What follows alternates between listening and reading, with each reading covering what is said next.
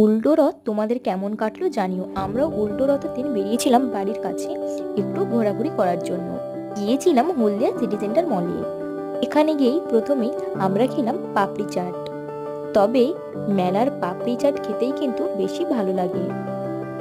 তোমাদের কার কার পাপড়ি চাট খেতে ভালো লাগে অবশ্যই কমেন্টে জানিও।